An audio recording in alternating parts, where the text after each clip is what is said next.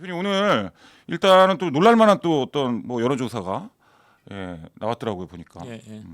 최근 상황을 잘 이해할 수 있는 최근 네. 상황이라 하면 네. 이제 윤석열 대통령, 한동훈, 뭐 김경률 이런 플레이어들이 활동했던 네. 활약했던 어떤 국면이 있잖아요. 예. 그 국면에 대한 국민 여론조사이고 그다음에 네. 국면을 잘 이해할 수 있는 여론조사라서 제가 네. 소개를 할 텐데 네네. 갤럽의 여론조사고요. 한동훈 잘한다가 52%. 52%. 와. 내려주시죠.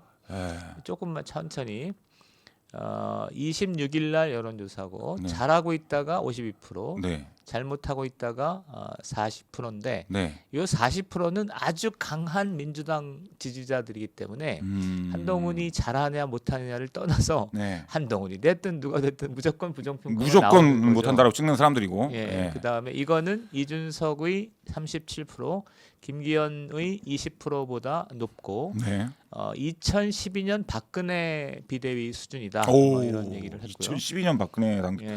비대위원장 수준. 와. 제가 주목하는 거는 요 네. 구절입니다. 중도층과 무당층의 약 70%가 예. 윤석열을 부정적으로 평가하지만 네. 한 위원장에 대해서는 40% 정도다. 요게 키워드 같습니다. 어쨌든 간에 지금 현 국면에서 가장 중요한 지표 중에 하나는 네.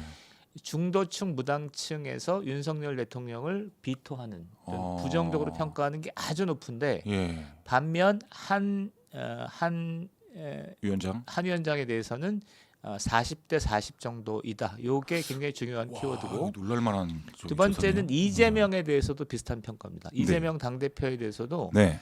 중도층의 대다수가 부정적으로 평가하고 있어요. 네. 윤석열, 이재명 대표에 대해서 윤석열 대통령, 네. 이재명 당대표에 대해서 중도층의 상당수가 부정적인 가운데 둘 다 부정적이다. 한 위원장이 이걸 째고 들어온 거죠.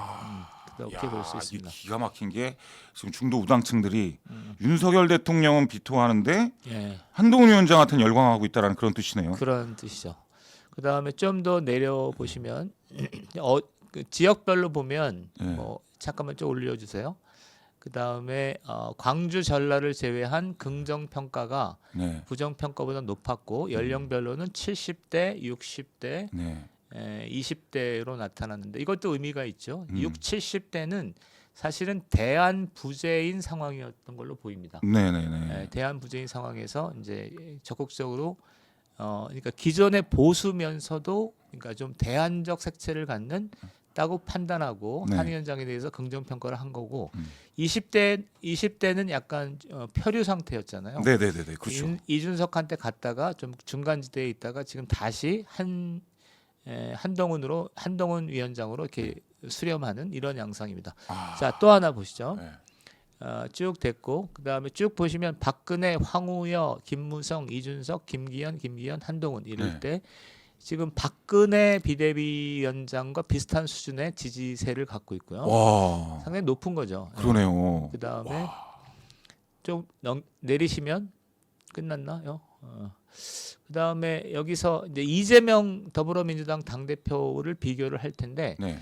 이재명 대표의 그또 35% 잘하고 있다, 잘못하고 있다 60%인데 이건 상당히 심각한 겁니다. 상당히 그러니까 심각한데요. 윤석열 대통령하고 비슷하거든요. 네. 대통령 긍정 지지율이 35%, 네. 부정 지지율이 한 60%인데 음. 이재명 당대표는 이 정도는 아니었는데 서서히 여론이 악화되면서 네. 그러니까 대통령에 대한 평가와 비슷한 수준으로 떨어져 있는 상태입니다. 근데 윤석열 대통령 같은 경우는 원래부터가 조금 그렇게 막 뭐 긍정 평가가 높거나 뭐 지지율 같은 게 계속 막뭐 40, 50% 나오고 이랬던 분이 아니잖아요. 항상 뭐 30%대셨고 뭐 부정 평가도 항상 그 정도였던 것 같은데 그거 다시 말하면은 윤석열 대통령에 대한 부정 평가가 확 늘었다라기보다는 한동훈 위원장의 긍정 평가가 확 늘은 뭐 그렇게 보는 게 아닌가요? 저는 이제 해석이 좀 다른데 네. 윤석열 대통령의 대선 지지율이 있거든요. 네네네. 그래서 그게 48, 49잖아요. 네.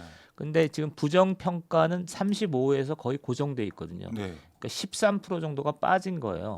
그러니까 윤석열 정권은 그러니까 연합 정권의 성격이 강합니다. 연합 정권이라는 건 전통적인 보수 지지층이 있고 네. 그다음에 중도층 일부가 결합됐고 20, 30대가 좀 결합된 건데 지금 뭐가 빠진 거냐 하면 시간이 지나면서 네. 20, 30대가 빠지고 중도층이 빠지면서 네. 전통 보수 지지층 플러스 알파만 남은 거죠. 네, 네, 네. 그러니까 지지 기반이 축소되어 있는 상태예요. 아. 그래서 이거를 어쨌든 중도층 일부가 가세하면서 네. 적어도 대선 지지율까지는 끌어올려야 합니다.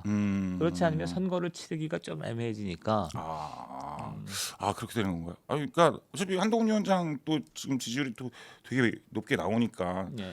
어떤 선거 치르는 데 있어서는 여기서 대통령이 더 이상 뭐 떨어지지만 않는다면 예, 대통령 그러니까 뭐 나중에 이제 이 얘기를 할 텐데 내가 볼 때는 대통령이 좀 건재한 상태에서 그 전체적인 어떤 왁구를 짜는 가운데 어떤 한동훈 위원장의 개인기가 발동하면서 중도층을 끌어들일 수 있는 게 최선이지 않을까 저는 네. 이렇게 생각합니다. 그렇습니다. 그게 이거 이 본문에서 다시 얘기를 하고요. 예. 그 다음에 조금 의미 있는 지표 중에 하나가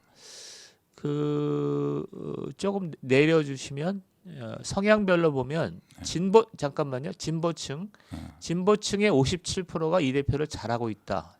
중도층이 오늘은 하이라이트. 이 대표면 이재명을 예, 얘기한 이재명이죠. 거죠. 예, 예. 중도층의 긍정 답변은 37%, 부정 답변은 55%입니다. 네. 그러니까 이게 문제죠. 그러니까 지금 이재명 당대표와 민주당은 중도층의 지지 기반을 잃은 상태입니다. 그러니까 서서히 그러니까 이낙연 신당 뭐 내부 공천 파동을 거치면서 이재명 당대표는 진보층의 지지 플러스 알파가 안 되는 상태고 예. 중도층에서 3대 5 또는 4대 6 정도로 3대 7 정도로 35대 55 정도로 뭐냐면 중도층에서 부정 평가가 많은 상태입니다. 그럼 다시 말해서 이제 중도가 이제 한동훈으로 옮겨가고 있다. 이걸 증명하고 있는 거네요. 볼 수 있죠. 예. 자, 이런 배경을 깔고 이제 최근에 있었던 그야말로 삼국지로 보면 윤석열 대통령, 네. 한동훈 비대위원장, 네. 김경률 비대위원 예. 또는 이재명 당대표가 벌였던 네. 일련의 게임, 게임이라고 보죠. 게임을 어떻게 평가할 것인가를 종합 정리해보는 시간을 갖도록 하겠습니다. 그렇습니다. 예. 진짜 어떻게 김경률 회계사에 대해서는 뭐 방송에서 언급하신 적이 있습니까 혹시? 최근에 언급했다가 네. 안 뜨거했죠. 진짜? 네. 예. 아까 이게 지금 이렇게 말씀하시면서 좀 그거에 상당히 신경 쓰시는 것 같아요. 호칭에 대해서. 네, 호칭에 신경 쓰고 왜 대표님 왜 그렇게 호칭을 이렇게 안 붙이시는 거예요, 근데? 제가 한동훈 위원장 왜 한동훈 뭐 윤석열. 그래서 뭐 몇몇 분들이 좀 그런 얘기 하더라고. 맞아요. 예. 제가 원래 습관이신 거죠? 재야 시절에 경험이 그게 있어서 버릇이 있어서 그런 거지. 네. 저는 윤석열 대통령, 한동훈 위원장에 대해서 깊이 존경합니다.